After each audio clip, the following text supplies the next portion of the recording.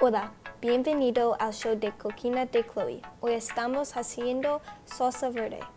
Los ingredientes son 1.5 libras de tomatillos, una cebolla grande, 10 a 15 dientes de ajo, 2 a 4 jalapeños, 4 a 6 limones, un racimo de cilantro, 1,5 cucharadas de comino, 2 cucharaditas de sal y 1 cucharadita de pimienta negra. Comience por calentar el horno a 400 grados.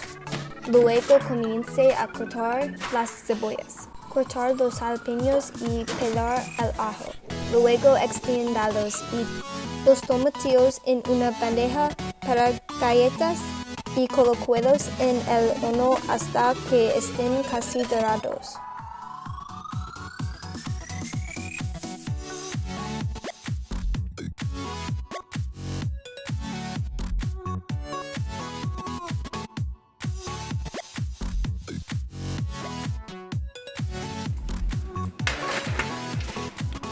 Mientras esperas, corta el cilantro y corta las limones.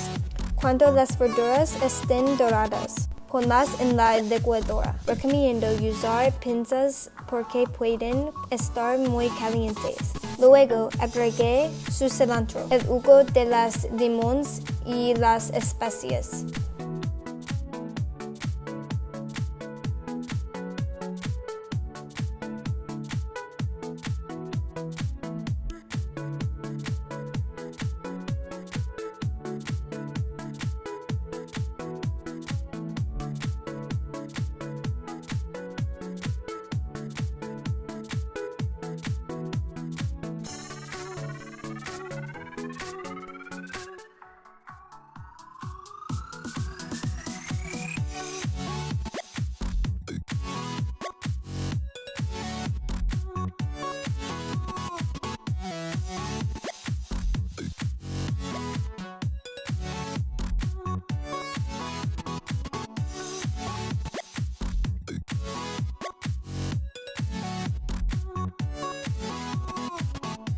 Licuados utilizando su licuadora.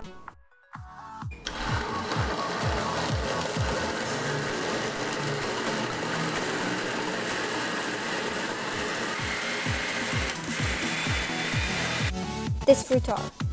Puedes usar esta salsa en muchas cosas diferentes. Por ejemplo, con patatas fritas o en tacos. Gracias por vernos y unirse a la próxima vez en el show de Cocina de Chloe.